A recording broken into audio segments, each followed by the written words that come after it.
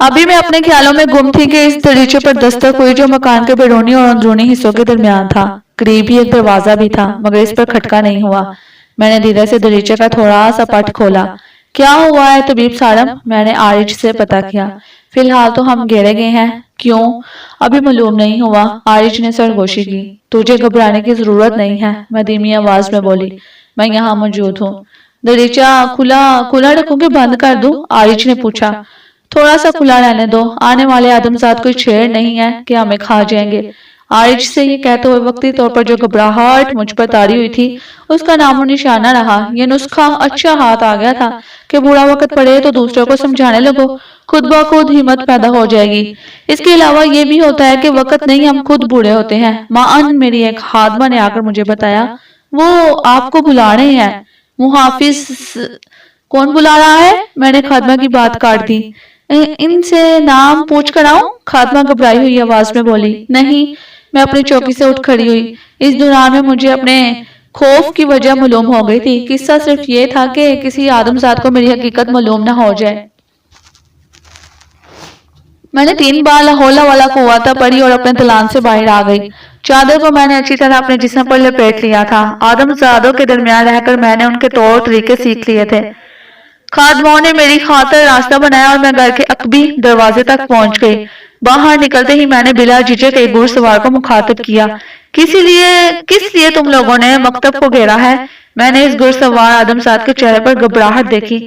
یہ تو مجھے معلوم ہو ہی گیا تھا کہ وہ خلیفہ کا محافظ دستہ ہے۔ اسی سبب اس گھڑ سوار سے بولی تمہارے دستے کا سپہ سالار کون ہے؟ ابھی انہیں لے کر آیا۔ گھڑ سوار یہ کہتے ہی دوڑ لیا۔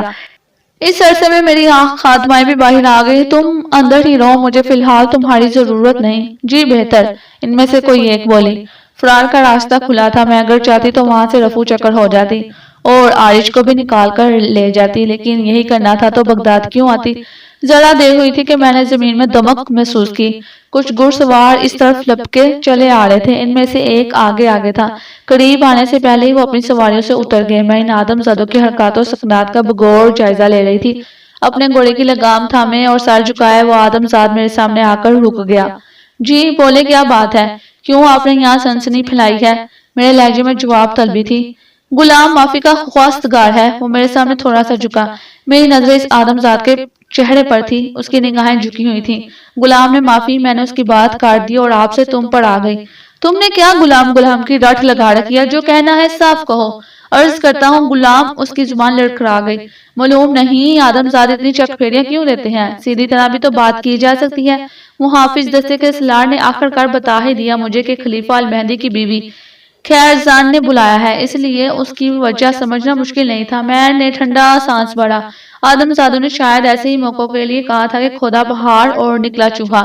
آدمزادوں کو دعائیں دیتے ہوئے مجھے خاصے دن ہو گئے تھے۔ قصر خلافت سے بھی یہ آدمزادیاں میرے مکان پر آتی جاتی رہتی تھیں۔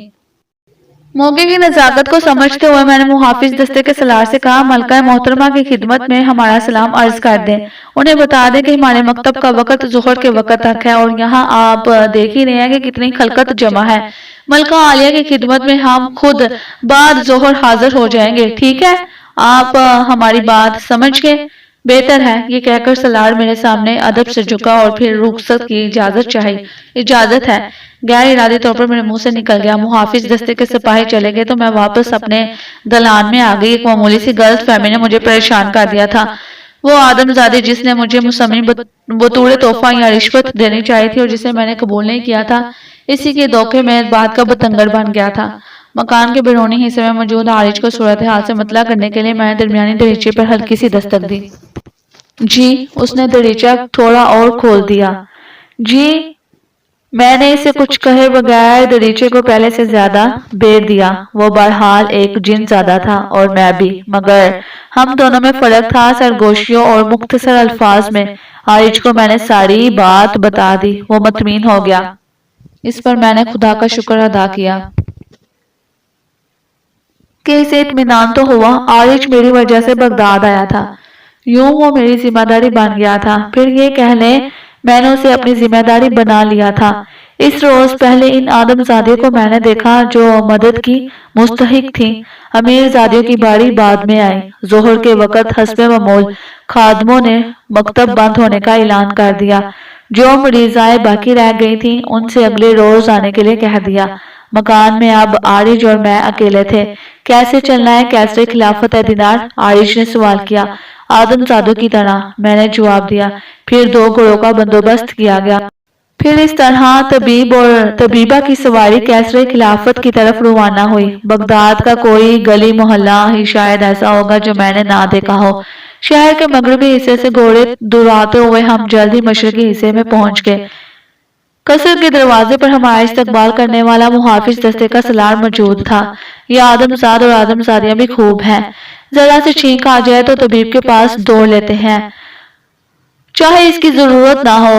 طبقہ عمرہ میں تو یہ مرض عام ہے۔ ملکہ خیرزان کو ہلکی سی حرارت ہو گئی تھی، سو کسی نے اس سے میرا ذکر کر دیا۔ اس نے کہا، بلوا لو، بس آ گئی مصیبت۔ دوڑ بھاگ ہونے لگی۔ عارج کو مردانہ حصے میں ہی روک لیا گیا تھا۔ میں نے نسخہ لکھ دیا۔ ملکہ کے حکم پر قصر کا ایک خادم ہمارے ساتھ ہو لیا کہ دعا لے آئے۔ اسے عارج نے دعا بنا کر دے دی۔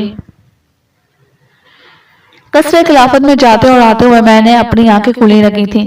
وہاں خلافت کے دعویٰ دار عیسیٰ کا بھی میں نے ذکر سنا تھا۔ اس دوران میں مجھے معلوم ہوا کہ خلیفہ نے اپنے 2 سالاروں کو رقبہ بھیجا ہے۔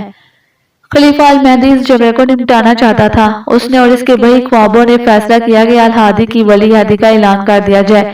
اس میں عیسیٰ رکاوٹیں ڈال رہا تھا۔ وہ اگر ولی عہد کے دعوے سے مستقلاً دستبردار ہو جاتا تو خلیفہ کے لیے کوئی مسئلہ نہ رہتا۔ المہدی کے 2 بیٹے تھے، ایک الہادی اور دوسرا ہارون۔ اسی ہارون کو بعد میں الرشید کا لقب بھی ملا اور یہ ہارون الرشید کہلایا۔ قصہ مختصر یہ کہ عیسیٰ کو کوفے سے آنا ہی پڑا۔ اس نے بڑے ہاتھ پاؤں مارے کہ کسی طور پر الہادی کے ہاتھ پر بیعت کی نوبت نہ آئے، مگر ناکام رہا۔ اس نے حالات سے صلح کر لی اور آدم زاد ایسا ہی کرتے ہیں۔ بغداد والوں نے دیکھا خلیفہ المہدی عیسیٰ کے ساتھ جامع مسجد کی طرف آ رہا ہے۔ اسے خلیفہ کی معاملہ فہمی ہی کہا جائے گا۔ عیسیٰ کا ذکر کیونکہ بہت طول کھینچ گیا تھا سو میں نے اسے یہیں ختم کر دیا۔ اس روز دوپہر کو جب قصر کا خادم دعا لے کر چلا گیا تو عارج مجھ سے بولا، اے دینار، کیا تجھے انسانی قلب میں تنگی محسوس نہیں ہوتی؟ میں نے بغور اسے دیکھا۔ کیا تو ابھی سے تنگ آ گیا ہے اے عارج؟ ابھی تو ہمیں زمانوں اور جہانوں کا سفر کرنا ہے۔ میں بھی تیری ہی طرح جن زاد ہوں، یا جن زادی کہہ لے، میں اسے سمجھانے لگی۔ پھر بھی اس وقت عارج کی کیفیت ایسی تھی کہ میں وقتی طور پر انسانی قالب سے نکل آئی۔ عارج نے بھی ایسا ہی کیا۔ چل اے عارج، صحرا کی طرف چلتے ہیں۔ عارج فوراً راضی ہو گیا۔ سیر سپاٹے کا تو وہ پہلے ہی سے عادی تھا۔ اسے یہ خبر نہیں تھی کہ سیر سپاٹا بھی بے مقصد نہیں ہے۔ ہم صحرا میں ایک نقلی ستان دیکھ کر وہاں اتر گئے۔ اے دینار، زندگی کتنی خوبصورت ہے۔ عارج چہکنے لگا۔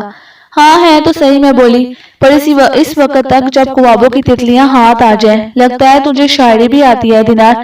یہاں سے کہیں اور چلتے ہیں۔ کہاں ہے دینار؟ موصل، میں نے بتایا۔ وہاں کیا ہے؟ اس مایا زنجیر قیدی کا حال معلوم کرنا ہے جسے موصل بھیجا گیا تھا۔ یاد آیا تجھے حسن بن ابراہیم؟ میں نے کہا، تو بھی عجیب ہے دینار، میں تو سمجھ رہا تھا کہ گھوم پھر کر ہم واپس بغداد پہنچ جائیں گے۔ واپس تو خیر وہی چلنا ہے، لیکن کچھ دیر موصل میں۔ عارج بول اٹھا، اچھا چل، ورنہ پھر شام کو مکتب کھولنے میں دیر ہو جائے گی۔ اس نقلی ستان سے ہم نے موصل کا رخ کیا اور وہاں پہنچتے ہی مجھے ایک سنسنی خیز خبر ملی۔ حسن بن ابراہیم قید خانے سے فرار ہو چکا تھا۔ یہی وہ حسن تھا کہ خطابت میں جس کی بڑی شہرت تھی۔ میں نے اسے قصر خلافت میں دیکھا تھا۔ یعقوب حسن کے ساتھ قید تھا۔ اس نے موقع سے فائدہ اٹھایا۔ خلیفہ کی نظروں میں وہ چڑھ گیا۔ دوسری جانب وہ حسن سے بھی ملا ہوا تھا۔ خلیفہ سے ایک ملاقات میں یعقوب نے کہا کہ حسن کو امان مل جائے تو وہ اسے خلیفہ کے حضور پیش کر سکتا ہے۔ خلیفہ المہدی نے یعقوب کی بات مان لی۔ حسن کی ذہانت سے خلیفہ بہت متاثر تھا اور اسے وقت بے وقت حاضری کی اجازت دے دی۔ وہ اسی لائق تھا اور حسب لیاقت خلیفہ نے اسے اپنا مشیر بنا لیا۔ وہ دربار خلافت میں حاضر ہو کر سرحدی امور، عساکر اسلامیہ، تعمیرات، قلات، قیدیوں کی رہائی اور معافی اور زر جرمانہ اور مستحقین کو صدقات دینے کی بابت مشورے دیتا تھا۔ خلیفہ نے اس آدم زاد کو اس کی خدمت کے صلے میں 1,00,000 درہم بھی عطا کیے۔ خلیفہ نے اپنے ایک بڑے مخالف کو اپنا ہمنوا بنا لیا۔ یہ اس آدمزاد حسن کا قصہ ہے جس کے پرستار اب خلیفہ کا دم بڑھنے لگے۔ آدمزادوں میں وفاداریاں تبدیل کر لینا ایک عام سی بات ہے۔ میں نے ان آدمزادوں کے بڑے رنگ دیکھے ہیں اور ان کے سنگ رہی ہوں میں۔ بلا شبہ یہ مسلمانوں کے عروج کا زمانہ تھا۔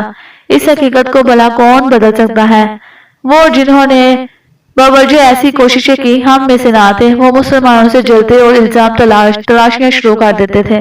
انہیں حسد تھا اور وہ آدمزادوں کو ٹکڑوں میں تقسیم کرنے کے در پہ تھے۔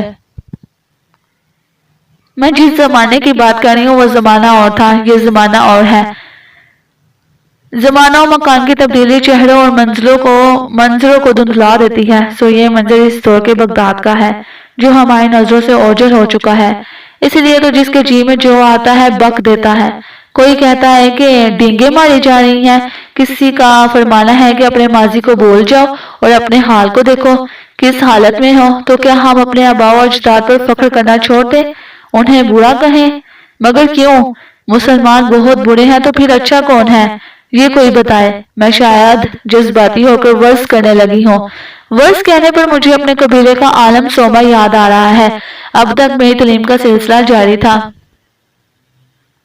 عائش کو ساتھ لے کر میں مقررہ وقت پر بلا ناگاہ سوما کے پاس پہنچ جاتی۔ اس کی وجہ سے مجھے بغداد میں مکتب کھولنے کی اجازت ملی تھی، ورنہ میرا باپ اکظم شاید اس پر آمادہ نہ ہوتا۔ بغداد کے سیاسی حالات نفاق دور ہونے کی وجہ سے بڑی حد تک پرسکون ہو گئے تھے۔ خلیفہ المہدی کے چہرے پر اب فکر و پریشانی نظر نہ آتی تھی۔ اب اس نے اپنے گرد ذہین آدمزادوں کو جمع کر لیا تھا جو اسے بہتر مشورے دیتے تھے۔ ان میں سے اہم عہدوں پر متعین جو آدمزاد بہتر کام نہ کرتے اور ان کی کارکردگی مناسب نہ ہوتی، المہدی انہیں بدل دیتا۔ اس کی واضح مثال المہدی کا وزیر ابو عبداللہ ہے۔ ہوا کیا کہ ابو عبداللہ ہی نے یعقوب کو المہدی تک پہنچنے کا راستہ دیا اور یعقوب نے اس کی کاٹ شروع کر دی۔ ابو عبداللہ اگر واقعی لائق ہوتا تو اسے اپنے منصب سے کون ہٹاتا؟ ابو عبداللہ عہد حکومت المنصور میں المہدی سے ملا تھا۔ المہدی نے اس کی بے حد عزت کی تھی اور اسے اپنے ساتھ خراسان لے گیا تھا، کیونکہ ابو عبداللہ کے کاموں پر المہدی کو پورا اعتماد ہو گیا تھا، اس لیے لوگوں نے اس کی چغلی شروع کر دی تھی۔ المنصور کے آزاد کردہ غلام ربیع کا ذکر میری داستان میں پہلے بھی آ چکا ہے۔ سو وہ اپنے آقا المنصور کی حکومت کو پھلتے پھولتے دیکھنے کا خواہش مند تھا۔ اسے چغل خوری پسند نہ تھی، مگر چغل خور کب کس کی پسند ناپسند دیکھتے ہیں۔ اس فضا کو بدلنے اور ابو عبداللہ کا دفاع کرنے میں ربیع مستعد رہا تھا۔ ربیع گویا ابو عبداللہ کی ڈال بن گیا۔ اس وجہ سے المنصور نے اپنے بیٹے المہدی کے نام اس وقت ایک پیغام بھیجا تھا جب وہ خراسان میں تھا۔ پیغام کے الفاظ یہ تھے: ابو عبداللہ کے متعلق کسی کے کہنے سننے کا کچھ خیال نہ کرنا۔ اپنے باپ کی یہ تاکید المہدی کو یاد تھی۔ ربیع بھی ابو عبداللہ کو بھولا نہ تھا۔ المہدی خلیفہ بن گیا تو ربیع ابو عبداللہ کے مکان پر اس سے ملنے گیا۔ ربیع کے بیٹے فضل نے باپ سے اختلاف کیا۔ اس پر ربیع بولا: تم ابھی بچے ہو، ان باتوں کو نہیں سمجھ سکتے، وہ وزیر ہے، اس کے ساتھ اب عہدے کے مطابق سلوک کیا جائے گا۔ دیکھو جو برتاؤ ہم اس کے ساتھ کریں اس میں تم مداخلت نہ کرنا اور نہ ہی کسی سے اس کا تذکرہ کرنا۔ ابو عبداللہ ان آدمزادوں میں سے تھا جو زمین پر اکڑ کر چلتے ہیں۔ اس سے وزیر ہونے کا غرور تھا، اس سبب اس نے ربیع کو فوراً حاضری کی اجازت نہ دی۔ وہ مغرب کے وقت سے ابو عبداللہ کی ڈیوٹی پر ٹھہرا ہوا تھا۔ جب نماز عشاء پڑھی گئی تو حاضری کی اجازت ملی۔ ہونا تو یہ چاہیے تھا کہ ابو عبداللہ ربیع کا پرجوش استقبال کرتا، مگر وہ مسند بچھائے تکیہ لگائے بیٹھا رہا، اٹھ کر بھی نہیں بیٹھا۔ ربیع نے مکے میں سابق خلیفہ المنصور کی تدفین کا تفصیل سے ذکر کیا۔ اسے مکے سے آئے زیادہ دن نہیں ہوئے تھے۔ درمیان میں ہی ابو عبداللہ بول اٹھا: ہاں، ہم کو تمہاری کارگزاریوں کے بارے میں معلوم ہوا ہے۔ یہ کہہ کر ابو عبداللہ نے خاموشی اختیار کر لی۔ اس طرح بات کاٹنا ربیع کو کھل گیا تھا۔ وہ کوئی کم رتبہ شخص نہ تھا۔ کچھ دیر وہ چپ بیٹھا رہا کہ وزیر ابو عبداللہ کچھ کہے، مگر ایسا نہ ہوا۔ مجبوراً ربیع وہاں سے اٹھ کر چلا آیا۔ فضل نے پھر اپنے باپ ربیع سے کہا: آپ نے یہ کام غیر مناسب کیا ہے۔ ربیع نے جواب نہیں دیا: نہیں، جو میں نے کیا وہی مناسب تھا، مگر اب اپنی بے عزتی کا بدلہ ضرور لوں گا۔ ربیع جذباتی ہو کر مزید کہنے لگا: یاد رکھنا، تم फजल कि मैं अपनी इज्जत और आबरू और माल उसकी तस्लील में मिटा दूंगा। अब इससे क्या हासिल? फजल बुरा सा मुंह बनाकर बोला, जो होना था वो तो हो चुका। इस वाक़े के बाद अभी अबू अब्दुल्ला के ऐबों को तलाश करने लगा। ये खबर अबू अब्दुल्ला को भी होगी, लेकिन गुरूर कम ना हुआ। अलबत्ता एहतियात करने लगा कि रबी उसे नीचा ना दिखा सके, उसे हल्फ गिरी का मौका ना मिले। रबी ने बात बनते ना देखी तो वही रास्ता इख्तियार किया जिसके खिलाफ था। इसने एक रोज मौका महल देकर अपने आकाज़ादे अल मेहंदी से अबू अब्दुल्ला की चुगली खाई। रबी ने अलमैनी से कहा, अमीरुल मोमिनीन, अबू अब्दुल्ला का बेटा मोहम्मद मरतब हो गया है। फिर ऐसी बातें की जिनसे ज़ाहिर अलमहदी भड़क उठा। कोई सच्ची बात भी कहे तो ये आदमजाद इस तरह से भड़क उठते हैं। अलमहदी भी आदमी था, सो इसने इल्जाम लगाए जाने का पूरा पूरा असर लिया। एक दिन जब अबू अब्दुल्ला दरबार में ना था तो इसके बेटे मोहम्मद को दरबार में उसकी जगह रबी ने बिठवा दिया। वो बहरहाल बाअसर शख्स था। अमूमन वजीर अबू अब्दुल्ला दरबार में देर से आता था, सो इसे अलमहदी ने तलब किया। जब अबू अब्दुल्ला आ गया तो अलमहदी मोहम्मद से मुखातब हुआ, कोई सूरा कोई आयत सुनाओ। मोहम्मद गलबन घबराहट में फौरी तौर पर कोई आयत ना पढ़ सका। इस पर अलमहदी ने अबू अब्दुल्ला से कहा, तुम तो कहते थे मेरा बेटा पढ़ा लिखा है, 2 बरस हो गया कि ये मुझसे अलग है। वजीर अबू अब्दुल्ला ने अपनी सफाई पेश की, अमीरुल मोमिनीन शायद ये भूल गया है, इक़्तिदार की धूप छांव में कोई खूनी मंजर भी होते हैं, इन्हीं में से एक मंजर ये था। अलमहदी ने अबू अब्दुल्ला को हुक्म दिया कि वो अपने बेटे को कत्ल कर दे। अबू अब्दुल्ला हुक्म की तमील के लिए उठा और इसका सर पर गुरूर चकरा गया और वो गश खाकर गिर पड़ा। आदमजाद हुक्मरानों की जुबान से निकले हुए अल्फाज कानून का दर्जा रखते थे। मुमकिन ही ना था कि जो कह दे इस पर अमल ना हो। किसी हद तक दूसरे जमानों में यही हुआ है। एक हुक्मरान के हुक्म पर वजीर के बेटे का सर काट दिया गया। सर काटने वाला कोई और दरबारी था। बेटे की जान गई सो गई। अबू अब्दुल्ला को अब अपनी जान की फिक्र हो गई। इसकी वजह यह थी कि इसने अलमहदी के रवैये में अपने लिए नफरत महसूस कर ली थी। रफ्ता रफ्ता ये नफरत बढ़ती गई। दीवान इंशा यानी खतो खताबत का महकमा भी अबू अब्दुल्ला के पास था। ये महकमा इसलिए बड़ी अहमियत रखता था कि खलीफा के अहकाम उसके जरिए भेजे जाते थे। सबसे पहले अबू अब्दुल्ला से यही महकमा वापस लिया गया। इससे मजदूर करके रबी को मुकर्रर कर दिया गया। इक़्तिदार के ऐवानों में ये उखाड़ प्रचार हर जमाने में होती आई है। सुहागन वही जो पिया मन बाय वाली बात थी। आदमजाद अगर मोहब्बत करते हैं तो नफरत में भी उनका कोई जवाब नहीं। किसी पर मेहरबान हो तो सब कुछ उसे सौंप देंगे, नफरत होता है तो जान ले लेंगे। ये बातें मैं इसलिए नहीं कह रही कि जिनजादी हूँ, मैं अपने गिरमान में नहीं जानती। गिरेबान गिर रबी हो के खलीफा वक़्त गुरूर का सर नीचा जरूर होता है। सो अबू अब्दुल्ला ने उसका नतीजा भुगता। अगर वो रबी के साथ शराफत से पेश आता तो इसे ये दिन ना देखना पड़ता। यकूब की इज्जत अलमहदी की नजरों में बढ़ती गई। उसकी तुकीर इतनी बड़ी कि तमाम ममालिक मरूसा में उसी के मुकर्रर किए हुए अमीन नजर आते थे। अलमहदी जो हुक्म सादर करता उसका नफाज बगैर दस्तखत यकूब ना होता। तमाम अहकाम वज़ीर यकूबी के अमीनों के हाथों अंजाम पाते। खलीफा के बाद अब यकूबी का दर्जा था। वक़्त भी कितना तमशरीफ है। यही यकूब अपने गलत अकायद की बिना पर कभी कैद था और अब सारी सल्तनत जैसे उसी की थी। जो चाहता करता, मगर खलीफा का दम बढ़ता, उसका अंजाम आगे आएगा। खलीफा अल मंसूर ने उसे बिला वजह कैद में नहीं डाला था। मैं इंसानी कालिब में रहूं या ना रहूं, कैसरे खिलाफत में मेरी आमदोरफ्त रहती। इस पर एक दिन आरिश ने मुझसे सवाल किया, ए दिनार, तू इन दिनों कुछ ज्यादा ही कैसरे खिलाफत में आने जाने लगी है, क्यों? पहले तो ये बताए आरिश, तुझे मुझ पर भरोसा है कि नहीं? तो उन्हें ये क्या बात कह दी? मेरा कहना तो ये है कि कोई भी आदमजाद हुक्मरानी करे, हमें क्या, हम तो यहाँ गरीब आदमजादों की मदद करने आए हैं।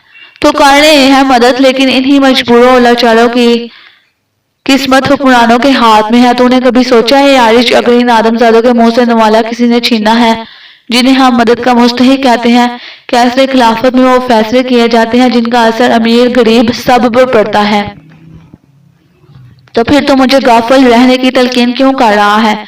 तू खामखा भड़क रही है दिनार, मैंने तो ऐसी कोई बात नहीं की। बस बस रहने दे, मैं तुझे खूब समझती हूँ। हद हो गई है ए दिनार, कहीं कैसरे खिलाफत में किसी आदमजाद से तेरा झगड़ा तो नहीं हो गया? आ गया ना असल बात पर। तो मुझ पर शक करता था कि मेरे ताल्लुकात हैं आदमजादों से। अगर शक करता तुझ पर तो तेरे साथ लगा हुआ होता, यहाँ बगदाद ना आता दिनार। बाद में बात क्यों झगड़ने लगती है मुझसे?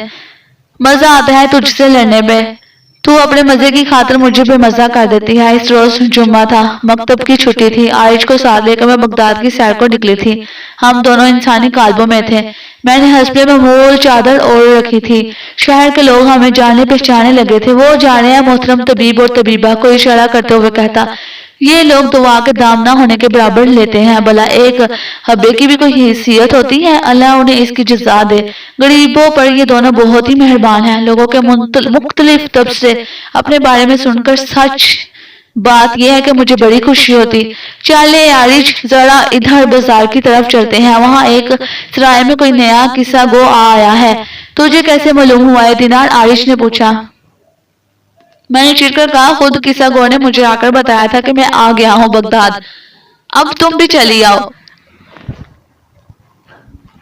لا حول ولا قوت الا باللہ۔ پھر مجھ سے جھگڑنے لگی تو یہ تو خیال کر کہ ہم انسانی قالب میں ہیں، عارج کہنے لگا، اور یہ شہر ہے، ہمارے ارد گرد آدمزاد گزر رہے ہیں، کیا سوچیں گے یہ؟ اس کی آواز بہت دھیمی تھی۔ سب کچھ میں ہی خیال کیے جاؤں؟ میں منہ بنا کر بولی۔ تو کچھ نہ سمجھ، مجھ سے کیا چاہتی ہے؟ بول تو صحیح کبھی یہ دینار۔ کچھ نہیں، میں نے عارج سے بحث نہ کی، وہ ٹھیک کہہ رہا تھا۔ آدمزاد ہماری طرف متوجہ ہونے لگے تھے۔ شام کے وقت بغداد کے اس مرکزی بازار میں یوں بھی بڑی بھیڑ رہتی تھی۔ میں اس بھیڑ سے بچتی بچاتی بازار کی مطلوبہ سرائے میں پہنچ گئی۔ بغداد والوں کو قصے سننے اور سنانے کا بہت شوق تھا۔ سرائے والے گروہ سے دام خرچ کر اچھے سے اچھے قصے گو کو بلواتے کہ مسافر انہی کی سرائے میں آئے۔ خود قصہ کہنے والے بھی بغداد ہی کا رخ کرتے۔ عارج کو ساتھ لیے میں جب اس سرائے میں داخل ہوئی تو ہمیں سرائے کا مالک کشا اپنے دلان میں لے آیا۔ ایک طبیب سالم خادم اس عزت افزائی پر تہ دل سے آپ کا ممنون ہے کہ یہاں قدم رنجہ فرمایا۔ وہ عارج سے مخاطب ہوا، شکریہ، دراصل ہمیں پتہ چلا کہ آپ کی سرائے میں کوئی قصہ گو۔ جی ہاں، قطع کلامی کی معافی چاہتا ہوں، سرائے کا مالک بول اٹھا، کیا اس قصہ گو سے ہم مل سکتے ہیں؟ میں دھیمی آواز میں بولی، اسی کے ساتھ سر پر چادر درست کی جو پسل رہی تھی۔ کیوں نہیں محترمہ، اگر حکم ہو تو ابھی۔ اس بار میں نے سرائے کے مالک کی بات کاٹ دی، ہم نے ابھی آپ کو کوئی حکم تو نہیں دیا، آپ کا ہر لفظ میرے لیے حکم ہی کا درجہ رکھتا ہے۔ سرائے کا مالک کمبل ہو گیا۔ کیا کہہ رہے تھے آپ؟ اپنی بات پوری کریں، میں نے جان چھڑانی چاہی۔ قصہ گو بعد نماز عشاء قصہ کہتے ہیں، مگر مختصر یہ کہ سرائے کے مالک نے ہمارے لیے اپنے مکان پر قصہ سنانے کا بندوبست کر دیا۔ اس رات سے قبل میں نے عالم سوما سے بھی چھٹی لے لی تھی۔ جمعے کے روز میں سیر سپاٹے کے لیے پہلے ہی سوچ چکی تھی۔ قصے گو کو ہماری اہمیت کا اندازہ تھا، وہ اسی سبب بار بار پہلو بدل رہا تھا۔ اس کے چہرے پر خواص باختگی کے اثار تھے۔ اے قصہ گو، تو اس طرح گھبرا رہا ہے تو قصہ نہ کہہ سکے گا؟ میں نے اسے مخاطب کیا، یہ میرا مخصوص لہجہ تھا۔ مقصد یہ تھا کہ وہ جھجکے نہیں۔ عارج نے بھی شمعدان قصہ گو کے سامنے رکھتے ہوئے کہا، اب دیر نہ کر، ہمیں جانا بھی ہے۔ اگر حضور کو جانا ہی تھا تو آنا نہ تھا؟ قصہ گو ادب سے بولا، قصہ کہنا ہی میرا فن ہے، خلوت ہو کے جلوت، معلوم ہے تو آگے کہے، رات پھر بھی گزر سکتی ہے۔ اس نے دیکھ کر قصے گو کی طرح نخرہ کیا۔ تمہید نامات قصہ سنا۔ میں بولی، تیرا قصہ دلچسپ ہوا تو ہم خود ہی اٹھ نہ سکیں گے۔ قصہ گو کے لیے یہ گویا انتباہ تھا، کہنے لگا، کہاں کا قصہ بیان کروں؟ اسی سرزمین عرب کا قصہ سنا۔ میں نے فرمائش کی۔ اس نے انکارا بڑھا۔ وہ مزید کچھ کہنے والا تھا کہ میں نے اسے ٹوک دیا، تمہید نہیں، قصہ۔ پھر اس نے وہ سمام باندھا کہ میں دنگ رہ گئی۔ یونان سے قصے کا آغاز ہوا جو کبھی علم و فضل کا مرکز تھا۔ میں غور سے سننے لگی۔ ساگروں کا ایک قافلہ رومی سلطنت کے مشرقی علاقے سے ایتھنز پہنچا۔ ہر سوداگر مال تجارت کے انبار اپنے ساتھ لایا تھا۔ وہاں پہنچتے ہی بیشتر تاجروں نے شہر کے مرکزی بازار کا رخ کیا، مگر بعض کمزور اور بوڑھے لوگ تھکن سے چور تھے۔ وہ تازہ دم ہونے کے لیے قریبی سرائے میں جا ٹھہرے۔ صرف ایک مسافر ایسا تھا جو نہ بازار گیا نہ سرائے۔ اس کے پاس سامان بھی برائے نام تھا، بس ضرورت کے مطابق۔ اس کی عمر ابھی جوانی کی سرحدوں میں تھی۔ وہ لمبے قد والا خوبرو نوجوان تھا۔ اس کے چہرے کا رنگ اڑا ہوا تھا اور آنکھیں ویران تھیں۔ لباس قیمتی ہونے کے باوجود شکن تھا اور سر کے بال بکھرے ہوئے تھے۔ اسے اپنی کچھ خبر نہ تھی۔ اس کی حالت کسی ایسے مسافر جیسی تھی جس سے کسی ویرانے میں لوٹ گیا ہو۔ قافلے سے الگ ہو کر تھکے بوجھل قدموں سے وہ ایک طرف چل دیا۔ چلتے چلتے وہ ایک ایسی آبادی میں پہنچ گیا جہاں ایتھنز کے امراء رہتے تھے۔ اس پرفضا آبادی میں تھوڑے تھوڑے فاصلے سے سرخ اینٹوں کے کشادہ مکان بنے ہوئے تھے۔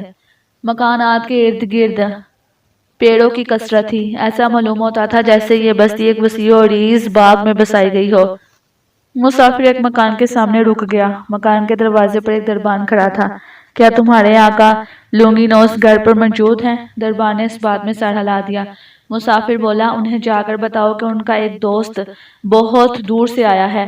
بطور تعظیم دربان تھوڑا سا جھکا اور پلٹ کر اندر چلا گیا۔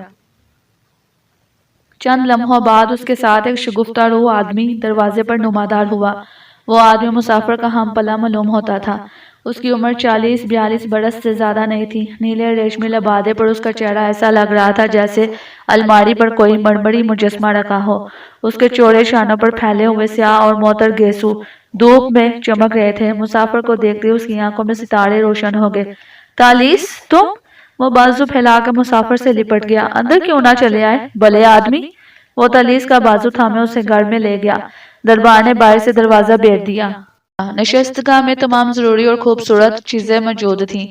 سفید براق چاندنی پر دبیز ایرانی قالین بچھا تھا۔ دونوں دوست قالین پر گاؤ تکیے سے ٹیک لگا کر بیٹھ گئے۔ ان کے درمیان چاندی کی تشتریوں میں تازہ پھل اور خشک میوے رکھے تھے۔ ایک بلوری سرائی میں سرخ رنگ کا کوئی مشروب بڑا تھا۔ اس مشروب سے بڑی اشتہا انگیز خوشبو اٹھ رہی تھی۔ لونگینوس نے ایک جام مشروب انڈیل کر تالیس کی طرف بڑھایا۔ تالیس نے گردن ہلا کر انکار کر دیا۔ شکریہ میرے دوست، مجھے خواہش نہیں ہے۔ میری بھوک پیاس تو اڑ گئی ہے۔ اس شہر نے مجھے لوٹ لیا۔ حیرت ہے؟ لونگینوس نے جام آہستگی سے اس کے سامنے رکھ دیا، پھر بولا، تدمر تو سوداگر کی جنت ہے، تم اس سونے کی کان سے کچھ نہیں لائے؟ تالیس نے ڈولتی ہوئی آواز میں کہا، لایا ہوں، بہت نادر شے لایا ہوں، مگر اس کے بدلے خود کو وہیں چھوڑ آیا ہوں۔ جو تالیس اس وقت تمہارے سامنے ہے یہ تالیس نہیں، اس کا سایہ ہے، ایک بے روح پتلا، ایک خالی خالی سینہ۔ لونگینوس کچھ دیر ٹھٹکی باندھے اسے دیکھتا رہا، پھر کہا، تو یہ بات ہے۔ وہ پھر خیال انداز میں مسکرایا، مگر یہ سب کچھ ہوا کیسے؟ کہاں تم اور کہاں یہ ماجرا؟ دل کے معاملے کو تو تم ہمیشہ خرافات کہتے رہے ہو، اب کیا ہو گیا ہے تمہیں؟ کس کی نظر تمہیں کھا گئی؟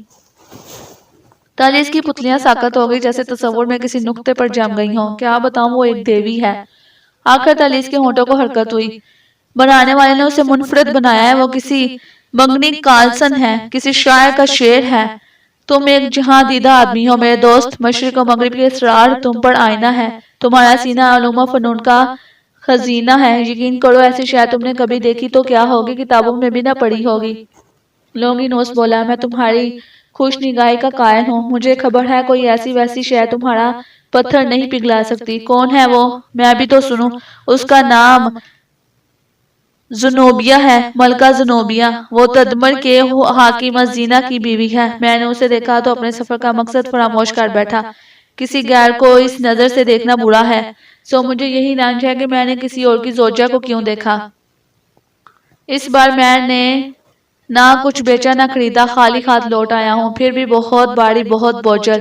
پھر وہ خوابناک سی آواز میں آہستہ آہستہ زنوبیہ کے حسن و جمال کا نقشہ کھینچنے لگا۔ لونگینوس ملکہ زنوبیہ کی دل فریبی کے قصے سن چکا تھا اور اسے دیکھنے کی آرزو رکھتا تھا۔ تالیس کی ماہانہ باتوں نے اسے اور بے چین کر دیا تھا۔ اس کا رنگ بدلنے لگا۔ اسے ایسا محسوس ہوا جیسے اس کے خوابوں نے رنگوں اور روشنیوں کے جس پیکر کی برسوں آبیاری کی تھی، وہ تالیس کے ہونٹوں پر ایک گلاب کی طرح کھل اٹھا ہے۔ لونگینوس کو اپنا سینہ تھامنا پڑا۔ ایک عرصے تک لونگینوس کوشش کرتا رہا کہ زنوبیہ کا خیال اپنے دل سے نکال دے۔ وہ اپنے دوست تالیس کی اس بات سے متفق تھا کہ پرائی عورت پر نظر نہیں ڈالنی چاہیے۔ وہ پہرو خود کو سمجھاتا رہا کہ زنوبیہ کسی اور کی ہے، میری نہیں، مجھے اس کی تمنا نہیں کرنی، مگر زنوبیہ اس کے خیالوں میں خوشبو کی طرح بستی چلی گئی۔ وہ بے بس ہو گیا۔ دماغ میں کسی کا خیال آنے سے کون روک سکا ہے؟ جو لونگینوس کامیاب ہو جاتا، کبھی وہ تصور کی آنکھ سے دیکھتا کہ زنوبیہ اپنے 4 گھوڑوں کا ہاتھ روک کر اسے قریب آنے کا اشارہ کر رہی ہے، اور کبھی اسے یہ نظر آتا کہ وہ زنوبیہ کے ارغوانی لباس کا دامن تھامے ہوئے ہے۔ ان خیالات نے رفتہ رفتہ اس کا جی ہر شے سے چاٹ کر دیا۔ زنوبیہ اس کے دل و دماغ پر چھا گئی۔ وہ تدمر کبھی نہیں گیا تھا، لیکن وہاں کے بارے میں اسے پوری معلومات حاصل تھیں۔ کیوں نہ حاصل ہوتی؟ آخر وہ زنوبیہ کا شہر تھا، زنوبیہ کا عظیم الشان شہر تدمر، وہ عظیم سلطنتوں کے بیچ میں واقع تھا، صحرا کے قلب میں، ہر طرف سے کٹا ہوا تھا۔ مشرق و مغرب و شمال و جنوب میں یہ ایک اہم تجارتی منڈی تھی۔ اس کی ایک طرف پارتھی سلطنت تھی اور دوسری طرف رومی سلطنت۔ اس صورتحال سے تدمر کے تاجر خوب فائدہ اٹھاتے، تجارتی قافلے قبائلی سرداروں سے سلامتی کے ساتھ گزر جانے کے عہد نامے حاصل کرتے۔ سنسان علاقوں کے لیے رہبروں کے علاوہ تیر انداز بھی ساتھ رکھے جاتے تھے تاکہ بدو کے ناگہانی حملوں کا دفاع ہو سکے۔ مال و اسباب پر بھاری محصول وصول کیا جاتا تھا۔ بحیرہ روم کے وسیع حصے سے جو سامان ایران، ہندوستان اور چین بھیجا جاتا تھا وہ سب تدمریوں کے ہاتھوں سے گزرتا۔ رومیوں نے اس علاقے میں کئی شاہراہیں بنا دی تھیں۔ ان کے باعث تدمر ایک طرف وادی فرات کے ساتھ جا ملتا تھا، دوسری طرف دمشق سے۔ 245 عیسوی میں لونگینوس دل کے ہاتھوں مجبور ہو کر ایتھنز سے تدمر کے لیے روانہ ہو گیا۔ یہ زمانہ اسلام آنے سے پہلے کا ہے۔ تدمر میں پرانے پارتھی حکمرانوں کی جگہ ایک نیا اور سرگرم خاندان برسر اقتدار آ چکا تھا۔ یہ ایران کا ساسانی خاندان تھا۔ لونگینوس اپنے دور کا ایک نامور فلسفی تھا۔ تدمر کے حاکم ازینا نے اسی لیے اسے ہاتھوں ہاتھ لیا اور اپنے مشیروں میں شامل کر لیا، خاص مشیروں میں۔ ان دنوں ازینا کا ستارہ عروج پر تھا، لیکن لونگینوس وہاں ازینا کے لیے نہیں آیا تھا، اس کے لیے زنوبیا اہمیت رکھتی تھی۔ دربار میں پہنچ کر اسے جلد ہی زنوبیا کا دیدار نصیب ہو گیا۔ اس نے زنوبیا کو دیکھا تو اپنے آپ کو بھول گیا۔ اسے ایسا محسوس ہوا جیسے جاگتے ہوئے خواب دیکھ رہا ہو۔ زنوبیا اس کے تصور سے زیادہ حسین نکلی۔ شاہکار اور شہ سواری کا زنوبیا کو بہت شوق تھا۔ وہ ہر شام میرے بڑے ستونوں والے عالی شان قصر کے سامنے کھلے میدان میں گھڑ سواری کرنے آتی۔ اسے معلوم نہ تھا کہ قصر کے ایک آدھ کھلے دریچے سے دو آنکھیں اس پر جمی رہتی ہیں۔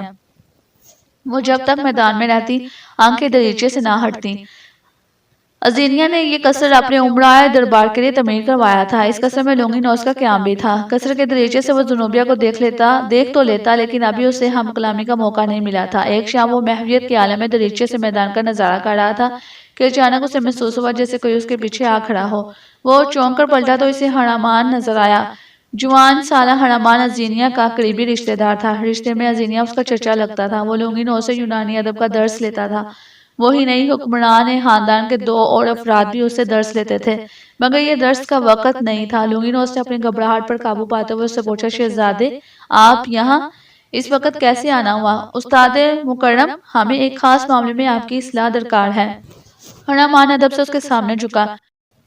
لونگینوس کو اس کی بے وقت مداخلت گرا گزری تھی، مگر اس نے احساس نہ ہونے دیا۔ وہ دریچے سے ہٹ آیا اور ہنامان کو اپنے پاس بٹھا کر دریافت کیا، کیا بات ہے شہزادے؟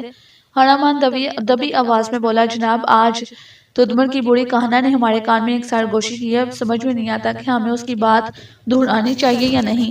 اس نے کیا کہا ہے شہزادے؟ میں ہمتن گوش ہوں۔ ہنامان جھجکا، پھر اس نے ادھر ادھر دیکھ کر احتیاط سے کہا، کاہنہ کا کہنا ہے کہ ہمارے محترم ازینا کا آخری وقت قریب ہے اور ہمارے منہ میں خاک وہ اس دنیا میں نہیں رہیں گے۔ لونگی کے ماتھے پر شکنیں بڑھ آئیں اور بولا، حاکم ازینا تمہارے سگا چاچا تو نہیں ہے؟ رشتے کا چاچا ہے مگر ہے تو صحیح۔ پھر لونگینوس کے منہ سے نکلا، ہم سخت تشویش میں مبتلا ہیں استاد مکرم۔ ہنامان کا لہجہ غم آلود ہو گیا۔ آپ جانتے ہیں ہمارے چچا کے بیٹے ابھی بلوغ کے زینے تک نہیں پہنچے۔ کیا چچا نہ رہے تو ان کی ذمہ داری ہمیں اپنے ناتواں کندھوں پر سنبھالنی ہوگی؟ کیا ہمیں اس کے لیے تیار رہنا چاہیے؟ کائنہ بکواس کرتی ہے۔ لونگینوس مشتعل ہو گیا، آپ اس کی بات پر کان نہ دھریے اور اپنے شفیق چچا کا برا نہ سوچیں، یہ بات بالکل